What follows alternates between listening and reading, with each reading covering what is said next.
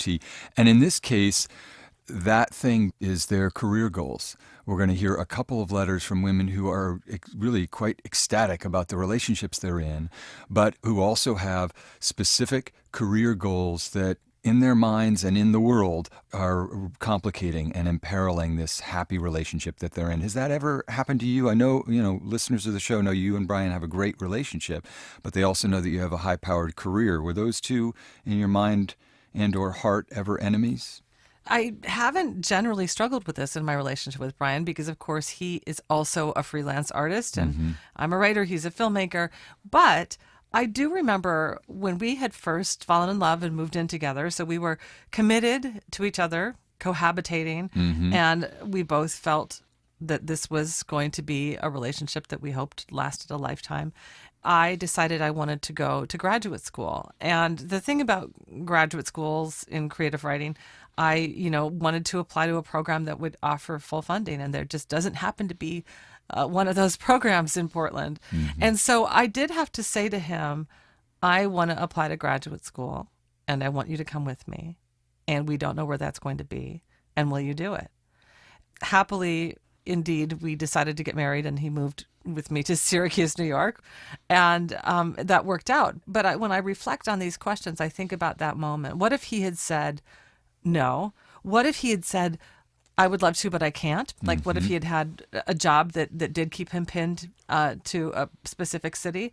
What would I have done? And I have to say, I'm really glad I didn't have to make that decision. Yeah. The people who have written to us today are being asked to make that decision. Well, in some ways, it's even more complicated because I think they are asking themselves that question. It's not entirely clear how much it's between these letter writers and their partners, but it's certainly swirling and roiling inside of them.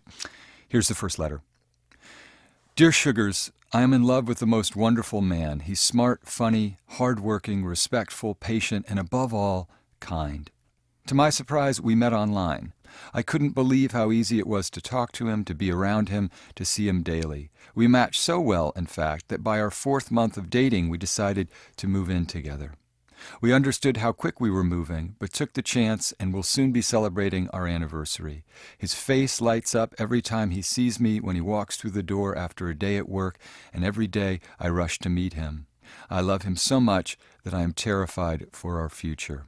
You see, Sugars, he's a military officer. I'm not afraid of the fact that he's required to relocate every few years. I love change and travel. It's that I'm leaving my current profession to pursue law. He's completely supportive of this move, but the school to which I am accepted may not be anywhere near where he's stationed. Furthermore, as someone who'd like to be employed after graduation, it's likely that where I go to school is also the city where I'll be working for the first years after I graduate. My boyfriend plans to stay in the military for about 4 more years, as it will further his career expertise and expand his options when he returns to civilian life. So here's my question. Do I choose to put my career first and go where I believe I'd like to go to law school and set down roots and hope that my boyfriend can maintain a long-distance relationship that will eventually lead him to someday joining me? Or do I put law school on hold, stay at my current job, and follow my boyfriend around the country for a few more years until he leaves the military? As with anyone who's realized they had something precious, I never want to let this relationship go. On the other hand, I have a wonderful opportunity to better myself. I very much want to pursue this career, but I feel that in doing so, I'm putting it before love. By going to law school, I risk damaging or losing that love. But if I put love first, am I then putting myself and my own career goals last? Sincerely, to go or not to go? That is the question. That's the question. Well, I think fortunately in this case, it isn't all or nothing. I mean, that signature to go or not to go implies a kind of black and white decision that I don't think you have to make to go or not to go. 2 things. First of all, let's look at these 2 options. Let's just lay them out. One is that you go to law school and you have a long-distance relationship for a few years. I do want to say that this idea of like what you'll do after law school, you say it's likely that I will get a job in the city where I go to school. We don't know that yet. I mean, I would first say, let's look at law school. You know where the law school is going to be. You know it's going to be a certain number of years. I wouldn't really start making plans about what's going to happen after that yet. I think that's premature to worry about that. But it is true, if you go to law school, you'll be having a long distance relationship with your partner. And the first Probably. Probably, Yeah, right. we don't even know that for sure. For sure. But Right. the first question I would ask is, are you guys built for that? There are many, many, many couples who have endured long times apart. What would that long distance relationship look like? Are these places that you'd be living, are they so far apart that you couldn't see each other every month or so? I mean, you met on the internet. One of the great things about the internet is you can actually stay more connected via Skype and FaceTime and email and all that kind of stuff that allows us to stay connected to people. Now, on the other front, if you do want to stay with your boyfriend and follow him around, I don't think there's anything wrong with that, but only if together you make that agreement, that you say, okay, I'm going to follow you these next few years because we don't want a long distance relationship. And then at the end of that time, Right. you go wherever I go to law school, that we together make a plan about how to accommodate both of our career goals. Right. And if I'm not mistaken, just as being a longtime pal of yours, that's essentially what you did with Brian, right? It wasn't just the conversation, okay, Brian, now we're going to Syracuse for my thing. Wasn't there a kind of quid pro quo that you guys worked out? Yeah. I mean, really what happened immediately after graduate school, when I finished at Syracuse, our plan was to move back to Portland. And honestly, like 3 days before we were to go, Brian got a job offer that took us to the Berkshires. We went to live in Sheffield, Massachusetts. It's near Great Barrington, Massachusetts. He got a job working for a PBS show. And, it was, we just decided to do that because this was something that was going to be good for Brian, and I could write anywhere. So, we had that kind of give and take when it comes to our careers. Right. What's interesting in this letter to me is that there's sort of the reality of the situation that's pretty unclear. There are a bunch of assumptions you're making to go or not to go that seem to be consciously or unconsciously setting up your love as the enemy of your career, or your career as the enemy of your love. So there's the immediate assumption that it would be impossible for him to be stationed at the one law school that's accepted you, and that's not necessarily the case. But even more so, there's the anticipation that after you graduate, you'll have to stay in the same city, and that's simply not true. You're a lawyer by that time, for God's sakes. That's one of the most mobile degrees you can have. You can practice law anywhere. So my deeper question here... Even in Syracuse. Even in Syracuse and even in little Sheffield, Massachusetts. And I don't want to be blasé about this. I understand that there are real concerns and that they're exacerbated by the nature of your boyfriend's work, his career, which is military, which means there's a likelihood that it's not entirely in his hands where he's going to end up stationed. And one thing that I think you should think about, just taking a step back, is why do you immediately assume that you should be the only one having to worry about this burden? And I think this is something we see in both of these letters, and I just have to say it for the record because we know the patriarchy dies hard. This is patriarchal thought in action. That a woman immediately assumes that her career goals are secondary or are something that is subject to negotiation as long as the relationship will accommodate it. We don't receive in our inbox, and it might be that these letters are out there, and if so, please write us, but we do not receive this kind of letter from men in heterosexual relationships. I think there's something in your taking on that situation that essentially puts you in a circumstance where you're set up to feel responsible if the relationship doesn't work out or if your career doesn't work out. And it feels deeply unfair to you. It's the framing of this as a kind of zero-sum game. You get one or the other that feels to me like a psychological setup that speaks more to a fundamental ambivalence about whether you're allowed to have both of those things. Yeah, and I do think that what you're pointing to is this delicate balance that any of us who are in committed relationship has to strike, and that is like you do want to be the agent of your own life and make decisions and have that sense of independence. You're also doing it in partnership with somebody. So to go or not to go, the number one suggestion I have for you in thinking about these two scenarios, the long distance relationship where you go to law school, or the waiting and, having your partner reciprocate after he's out of his time in the military, is that whatever decisions are made, you really have to make them together and both be committed to them. Right. Because if it's only you making those sacrifices and compromises, you will resent him, and then he will resent you for resenting him. That's Right. the other thing. Right. You don't want to sort of make a sacrifice for somebody and then turn around and 2 years later, he's like, listen, I never asked you not to go to law school for me. Right. In fact, he's supportive of her Yeah. career. So you Right. need to really, it's really about the two of you making a decision about your relationship. So why don't we call our guest? We are going to talk to Leslie Bell. She's a sociologist and psychotherapist and author of the book Hard to Get, 20-something Women and the Paradox of Sexual Freedom. Let's do it. Let's give her a call.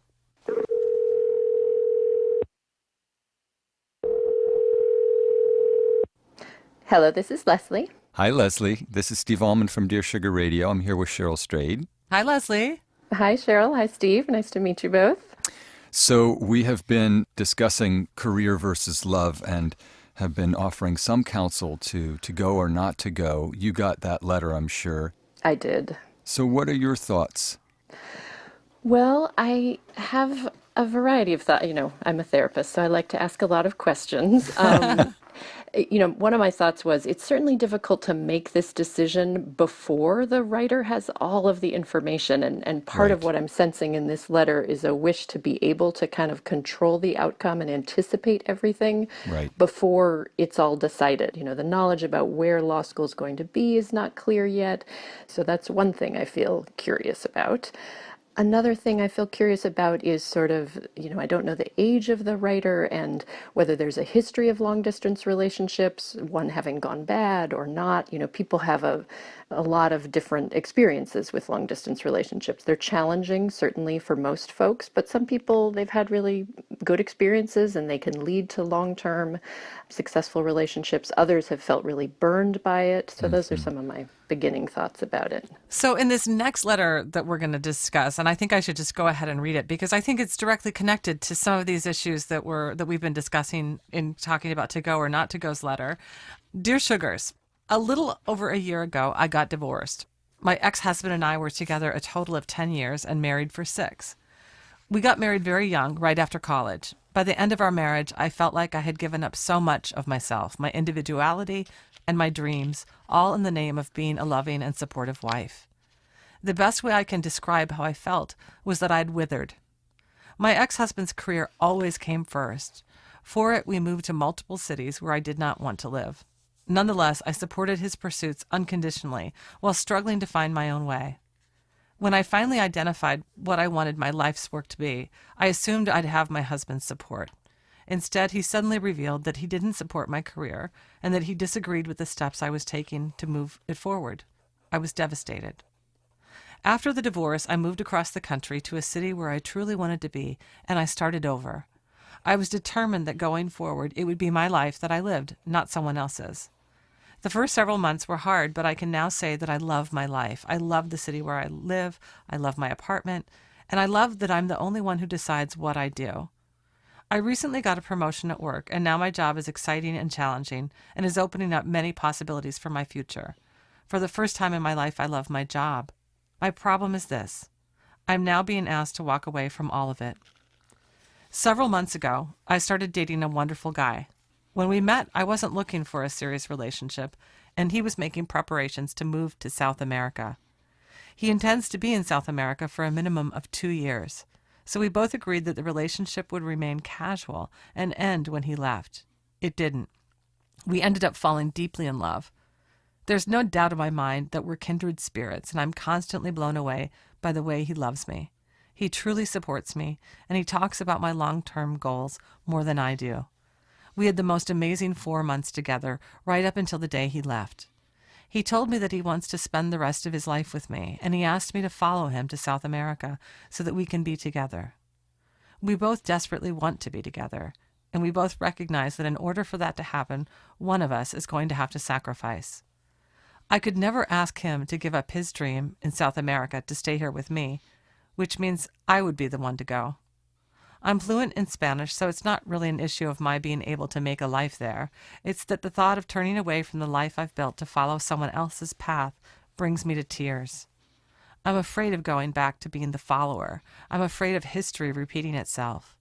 On the other hand, if I decide to stay, my fear is that I would be letting the mistakes of my past and the fallout from a bad relationship dictate my life and hold me back. I feel strongly that if my failed marriage were erased from my life, I'd jump at the opportunity to travel around the world with the man I love. If I stay, I'm afraid that I'd be letting someone who truly loves me walk out of my life for silly reasons. I've been trying to listen to my spirit, but the more I think about it, the more I feel torn in two. Sugars, I know you can't tell me what to do, but I don't know how to go about making this decision. How do I reconcile these two parts of my life that I love so much? Signed, Torn Between Two Loves. So that's a hard one. Yeah, well, something tells me, Leslie, that you talk with a lot of men but especially women who are in this exact circumstance. Absolutely. I mean, one line that really pops out at me from the writer is she says she could never ask him to Right. give Yeah. up his Oh, dreams. I mean, he's also head over heels for her. He feels just as passionately about her as she feels about him. And yet, for both of them, it's sort of outside the realm of possibility that he would be considering this. And I guess that's the other thing I thought about with both of these letters is the sense that the woman is left on her own to make this decision as opposed to it being something that they could make together. And I see that a lot in terms of women trying to navigate relationships and how to move forward in them, feeling as though it's really all up to them. And it is true that there is a contradiction between how she portrays her partner. On the one hand, he talks about my long-term goals more than I do. And on the other hand, he says he wants to spend the rest of his life with me, and he asked me to follow him to South America, as opposed to saying, hey, I want to spend the rest of my life with you, and I know that I have this trip planned to South America, but maybe we can work out a compromise. Could you come down for 6 months? Or, that's not a discussion. It's like the loving continuation of the relationship is predicated on her making this move. Well, she just got a promotion at work. I mean, Right. I don't think she can come for 6. I mean, Right. It's always hard to talk about, of course, the other party. Like, we don't know what this boyfriend, what kind of letter would he write us if he wrote us a letter? Is he having these same sorts of struggles? Like, I can't live without her, and here I am in South America. Should I alter my plans? As Leslie noted, it seems like that's just like not even, it's just off the table. Right. And, she does talk about this history of putting aside her dreams and her life, essentially, her even most basic wishes, like where she wants to live, for a relationship. And, I would really say, I mean, I think longtime listeners of the show know I'm like pro, like, go meet the guy in Sicily and have sex on the beach and, and go for love and, be kind of risk taking in that regard. But in this letter, I feel a different kind of impulse. And that is like, maybe the riskiest, hardest thing in this case would be to stay and to be in that job that you love and get another promotion and fulfill those goals. And really, like, if somebody is like really madly in love with you, Right. they often will then decide that they're going to make sacrifices. I mean, maybe this guy will be like, you know what, I can't do South America because you're not here. Right. I really see it. And Leslie, I'm interested to hear your take. This is, to me, it feels like partly a letter that's about volition. It really has to do with she had 10 years of being the follower, of subjugating her own needs. And she says at one point at the end of the letter, gee, if my failed marriage were erased from my life, I would jump at this opportunity, to which I immediately responded, but that happened. That was 10 years of your life, and it was a dark teacher, but it taught you that you don't want to be a follower. You don't want to be a junior partner in the relationship or an appendage. And, I just think, and I rarely will be this unequivocal about it, I think she knows that that's a bad move for her. Yeah, and I think especially right now, this woman is just a year out of her divorce. This is a 4-month-old relationship. To become the follower that early on, this is the reason you're bursting into tears. Right. Those emotions are in so many ways revealing, your innermost feelings, and that is, it breaks your heart to be the follower right now. And she says, I was determined that going forward, it would be my life that I lived, not someone else's. So what does she do? In a completely psychologically healthy way, she builds a life. Coming out of this divorce, she moves, she gets a new job, she does well, she establishes a life. And that's the moment, along comes a guy who she's crazy about, who essentially says to her, again, it's not his fault, but it is the circumstance. I now want you to not live your life, but to live mine for the sake of this love. And I do think, and Leslie, I want to hear your take on this, I think that's a setup. Yeah, I'm interested about the line where she also says that if she listened to her spirit, she knows what she would do, and yet she's torn. So I wanted to hear more of her articulating what part of her spirit is invested in staying. We heard kind of the practical reasons. Okay, she has now a job she loves and an apartment she loves in a city she loves. But my sense is, as both of you are saying, that there is part of her spirit that's attached to her own new life as well, and that is just nascent, and is just beginning to be articulated and known to her. And I share your concern that if she were to just follow him, not at this very early stage of the relationship, that part of her spirit wouldn't really get to be developed, the one that's attached to her own desires and goals and her own path. Torn between two loves. Here's what you say toward the end of your letter, right before that question of sort of listening to your spirit. You write, if I stay, I'm afraid that I'd be letting someone who truly loves me walk out of my life for silly reasons. And what I would say is, in that moment, you are completely discounting the seriousness with which you've reconstructed your life and made a life that is fully in your control. And that's hard to do, coming out of a long marriage in which you were just the follower. And then you just need to hear how quickly you are ready to throw that out the window and say, but next to this great exalted love, those are silly reasons. I don't think they're silly at all. No, I mean, it's interesting because she's just established how important they are. Right. So, Leslie, I'm curious about the larger context here, and maybe by way of telling us a little bit about the work you've done as a therapist and also, in your book, Hard to Get. Are you seeing these kinds of questions being asked a lot by women who are in heterosexual relationships?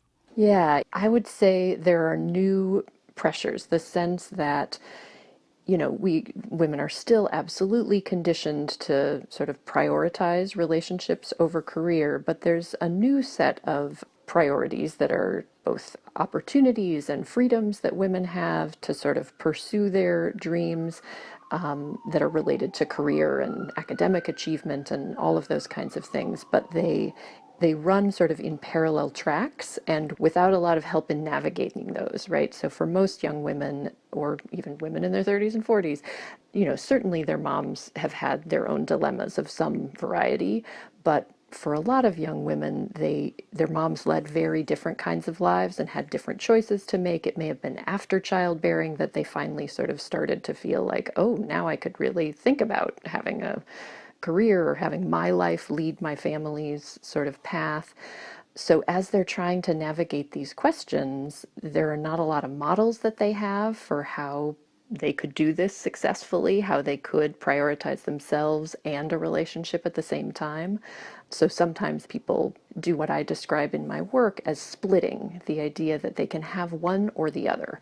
Right. There's either a relationship or a career that's possible. And I see that in both of the writers that we're talking about today, the sense that they can't have both. And internally they feel that. So yes, it's hard in the world, and your writers certainly illustrate that. There are these real dilemmas, but it's also hard sometimes in women's own minds to conceive that both are possible. Mm-hmm. How do you counsel women to understand that both are possible and then to make some practical decisions around that?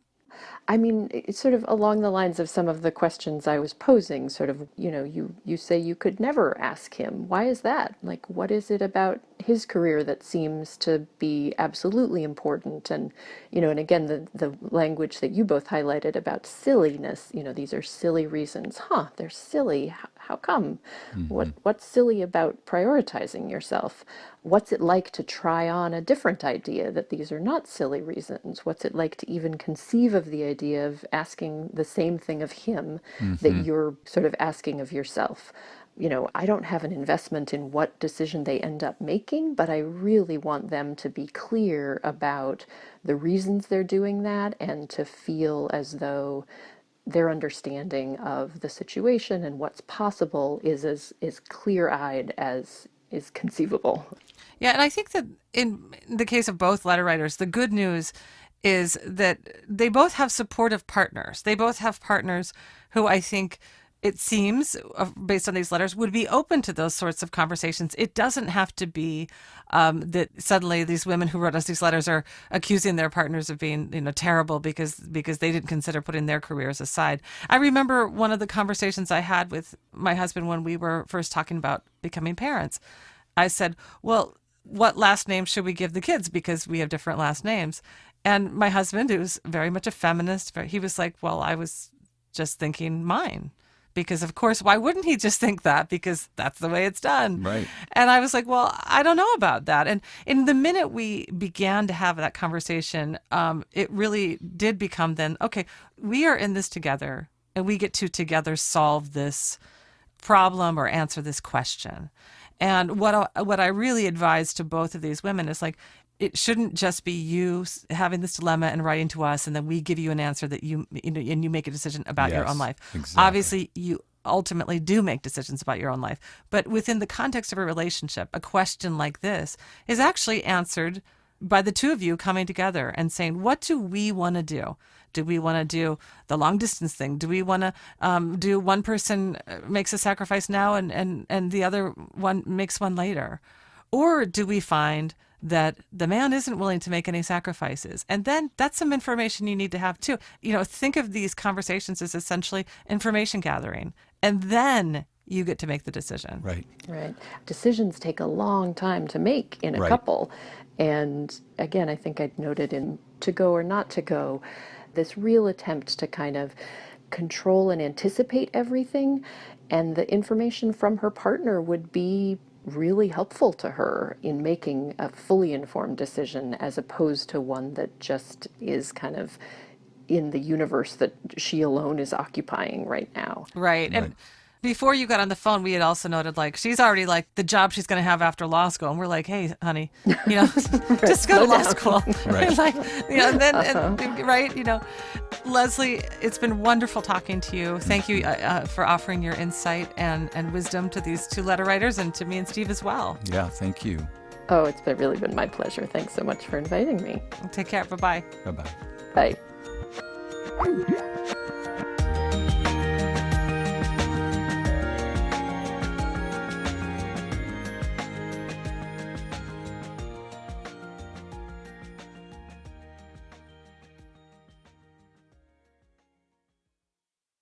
And by ZipRecruiter. Some job boards overwhelm you with tons of the wrong resumes. Not smart. But ZipRecruiter finds the right people for you and actively invites them to apply. Smart. Try it for free at ZipRecruiter.com/sugar. ZipRecruiter, the smartest way to hire. Okay. I think that we came up with some pretty productive and constructive advice for these two women. And I one thing I do want to say to Torn Between Two Loves, some of these letters, as you know, they come in and by the time the episode is broadcast, it might be months. Right. And if you are listening to us from a South American beach, that it's also never too late. Likewise, to go or not to go. If you're in law school right now, or you're not in law school right now because you made that other decision, it's never too late. Every day we're making a new decision about ourselves, and we can always turn to our partner and say, I want to talk about this, or I want to revise this, or I want to amend this, or I'm feeling like I'm making a sacrifice now and I want you to do that later. And how do you feel about that? And I don't want to be alone in making this big, complicated decision. Yeah. So it's not like all or nothing. If you've made one decision by the time you hear this, I just want you to take heart that what all of us have said today is that career and love do not belong on opposite sides of a fence. Right. Really think about all of those things in a basket. That basket is called life. The basket of life. Well, I want to give a little bit of a hopeful note, and then also maybe a little bit of a warning, because as I was reading these letters, I kept thinking of a particular little passage from literature that was kind of haunting me. The happy note or hopeful note is, we went through this. Erin and I went through this. We lived together the summer before she decided to move across the country to go to a big fancy MFA program, very good one that she'd gotten into. That's like, she had to do it. She had to do it to be the person that she wanted to be. But we were essentially sort of at the beginning of getting serious about one another, and there was a lot of uncertainty about what it would mean. It wasn't even clear that we would be continuing the relationship. But she did it. She made the call and she said, I need to do this for me. And this is especially important, I think, for to go or not to go. She said, I'm taking charge of my life, and this is what I need to do in this moment. And it was difficult and inconvenient and unpleasant. And there were we missed each other and were lonely and lots of miscommunication and so forth. But I think it's the reason that we got married and that we've been happy in our marriage, because she needed to go and lead her own life. And I needed to see that that was who she was. And that's a hopeful way of saying, look, you can make this decision. And even if it's a long-distance relationship that in some ways imperils that day-to-day and the excitement of developing, you're also doing a lot of work and in many ways having to communicate more when you're in that circumstance because you don't have physical proximity. Mm-hmm. But I also want to exhort you guys to make the initial decision to start discussing this with your partner as soon as you hear this, and even hopefully before. And I want to do that because as To Go or Not to Go was talking about describing her marriage as making her feel like she was withering. And then she describes her new life as like all these possibilities opening up. I just kept thinking of this passage from The Bell Jar, Sylvia Plath's wonderful novel, in which she's essentially setting out the inevitability of having to face this decision about what paths they're going to take. And the way in which putting in opposition all those possibilities, putting them on different sides of the fence, in a sense cripples you, and you lose the chance to make any good decision if you wait too long. So here's what she says. I saw my life branching out before me like a green fig tree. From the tip of every branch, like a fat purple fig, a wonderful future beckoned and winked. One fig was a husband and a happy home and children, and another fig was a famous poet, and another fig was a brilliant professor, and another fig was Europe and Africa and South America, and another fig was Constantine and Socrates and Attila, and a pack of other lovers with queer names and offbeat professions, and another fig was an Olympic lady crew champion, and beyond and above these figs were many more figs I couldn't quite make out. I saw myself sitting in the crotch of this fig tree starving to death just because I couldn't make up my mind which of the figs I would choose. That is so good. And I think we all relate to that at certain junctures of our lives. But part of living is reaching for the fig. Right, and you can negotiate about the terms, but for both of these women, I think they need to know that they can do that, and it needn't be the enemy of developing an exciting relationship. Yeah, we wish you luck. We sure do. Dear Sugar Radio is produced by WBOR in Boston. We're produced and edited by Amory Sievertson. We're recording at Talkback Sound and Visual in Portland, Oregon, my hometown. Josh Millman is our engineer. Our theme music is by the Portland band Wonderly. Vocals are by Liz Weiss. Subscribe to Dear Sugar Radio on iTunes or your favorite podcast app. And please follow us on Twitter and Instagram at Dear Sugar Radio. And write to us. We love getting your emails at dearsugarradio@gmail.com. Do it.